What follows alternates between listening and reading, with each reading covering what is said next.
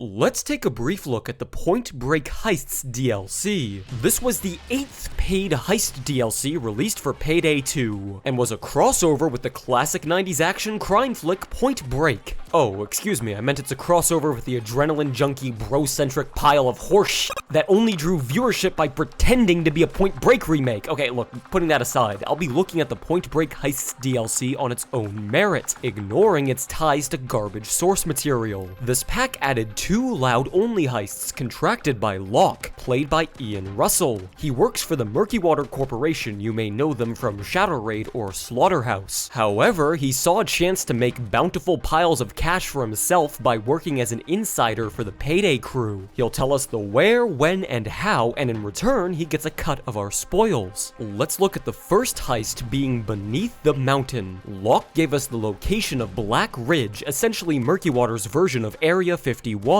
So we drive up and bust our way through security. While Locke could simply open the doors for us, he doesn't want to blow his cover. So instead, there are breaching charges, a blowtorch, and a keycard hidden across the 3 tagged boxes. Make sure whoever picks up the blowtorch is ready for the responsibility, as it will be seeing a lot of use throughout this job. Prime the breaching charges on the facility's main door and blast your way through. Once inside, the heist's difficulty can vary spectacularly. The layout of these caverns isn't always the same in regards to objective location. There will be a gate or 2 that must be cut open slowly with the blowtorch. All the while, you'll be taking heavy fire from both Murkywater and cops. On top of this, tear gas can be deployed at the gates, and even a turret can lay down fire from above. If all of these things start happening at once, it becomes pretty hectic pretty fast. Hopefully, whoever picked up the blowtorch has Swan Song. Once through, you'll encounter an airlock, one of these kinds that has, giant open vents leading into it from both sides. Anyways, swipe the key card, and then it's up to the wielder of the blowtorch to again come to aid, detaching a bulky security door from its hinges. Approve the request to open the airlock, wait for the door to open, and hop inside. This is where Beneath the Mountain varies from many heists in an interesting way. The heist is split up into 3 main segments. We just played the intro. Now we're going to move on to part 2, the main storage facility of Black Ridge, where objects of value are locked behind each of their own vaults. In the center of this arena is the control room with a high-tech vault control panel on an elevated platform. There are 6 vaults, yet only 4 items of interest, meaning 2 of the vaults are empty. Each vault is tagged with the name of a Greek god or goddess. You can look at the security cameras here to see what's inside of each vault along with its corresponding name. The easiest way to do this part I've found is to remember which 2 vaults do not have loot in them. Seeing as the vault's first letter is different, you can shorthand it to your crew members and say something to the effect of, "Don't open P or Z." Anyways, only 1 vault can be opened at a time, taking 60 seconds to unlock. All the while, Murkywater and SWAT units will attempt to cancel the order at various terminals in the main room. Once you've opened up some vaults, you can use this digital map on the wall to locate them. The 4 lootable items are an artifact lying in the open, a painting behind a hackable grate, a server requiring the wielder of the torch to again step forth, and a prototype thing inside of one of these boxes. The rest are either empty or rigged with explosives. You'll need at least 2 pieces of loot to escape, and will send them to their destination via a massive zipline shooting straight up through the mountain. Once enough loot has been snagged and all players gather at the zipline, you get to ride it yourself, shooting up through the mountain. It's actually pretty awesome. After all the players and loot are at the top of the zipline, you're in the final segment of the map, the escape. Locke greets you in person and gives you the rundown. There are 3 radar dishes that Murkywater will use to track you if not dealt with first. So, Locke will supply you with C4 and some random supplies to take down their network. Once the Mercs are offline, you'll need to bring your loot to the helicopter at one of 3 helipads. There are also 6 green boxes scattered around the cliffside which can either house cash or gold. Secure all the loot you feel safe sticking your neck out for, refuel the chopper, and have Locke fly you out of there in a cute little cinematic ending. Beneath the Mountain is a surprisingly polished heist with wide open areas, grand scale objectives, and an excellent payday when all of the loot is secured. The 3 isolated segments help with game performance and creating a sense of narrative. However, there are drawbacks. Equipment, hostages, jokers, loot, downed players, etc. will all be left behind when progressing to a new segment of the map. So make sure your affairs are in order before deciding to move on. Speaking of, I'll be moving on to talking about the next heist heist in this DLC right after the break. Welcome back. So now let's talk about the second heist, again loud only, Birth of Sky. Murky Water were both pissed off and scared by our actions at Black Ridge, so they're moving huge stacks of their dirty money to a secure location. Before it can arrive, Locke wanted us to take it for ourselves. He had us smuggled onto the cargo plane. When you're ready, pop out and dispose of the Murky Water. The plan is to open up the cargo door, fight through the plane to the controls, and jettison the huge piles of cash. After that, grab a parachute and dive after the dosh. The skydiving is awesome, although this entire scenario is a recreation of one of the Trials of Otacon or whatever from We Wanted Keanu to come back, but fucking John Wick was too popular, the movie. Oh, and by the way, don't forget your parachute. Upon touchdown at the drop zone, the 3 giant stacks of money will be somewhere in this little business district. There's a warehouse, a gas station, a car shop, and a diner. They can land out in the open, on rooftops, or clean through rooftops. Sometimes you'll need to locate a ladder or a keycard to gain access to the money bundles higher up.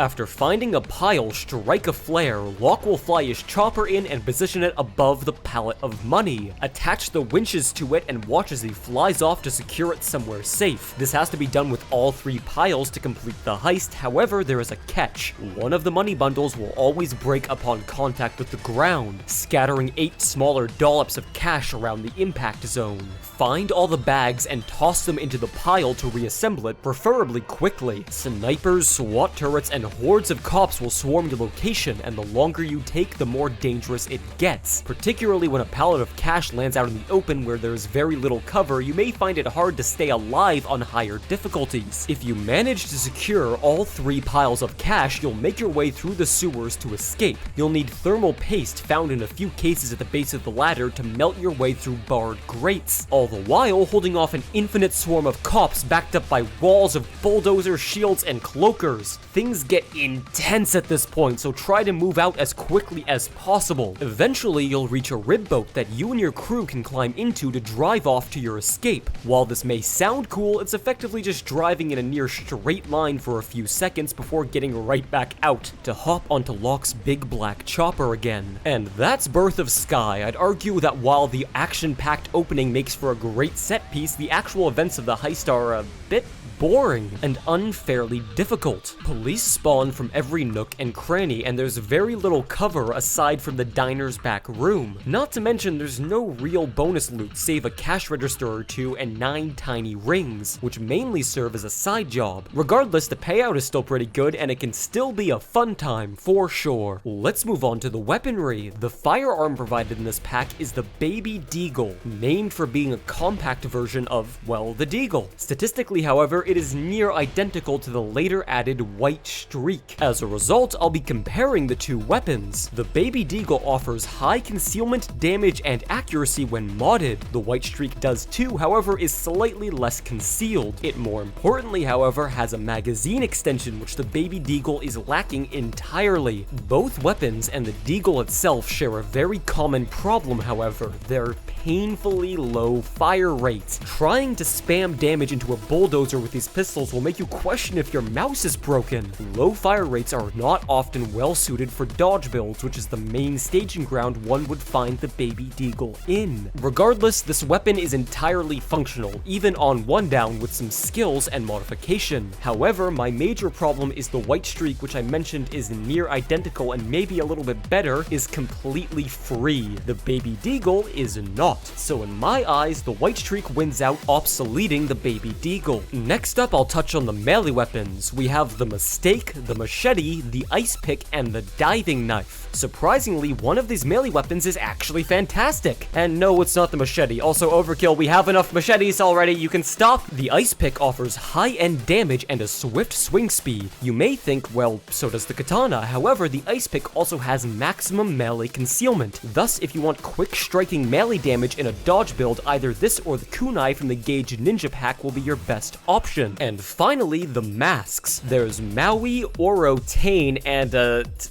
so weary. With the exception of that last one, these masks are visually appealing. Maui in particular is still one of my favorite masks in the game to this date. And that's about it. So, was the Point Break Heists DLC a good addition? Despite being a crossover with everyone's least favorite parts of the original for 2 hours, the movie, the actual content itself is fantastic. Locke is a charming contractor, the heists themselves are well crafted and grandiose, if a bit poorly balanced difficulty-wise, and I do wish that either job could be stealthed, at least in part. Regardless, despite an outclassed firearm and poor source material, the Point Break Heists DLC was one of the better heist packs added for Payday 2. And hey, if you like this video, consider subscribing, I'd appreciate it. Thanks for watching, and take it easy.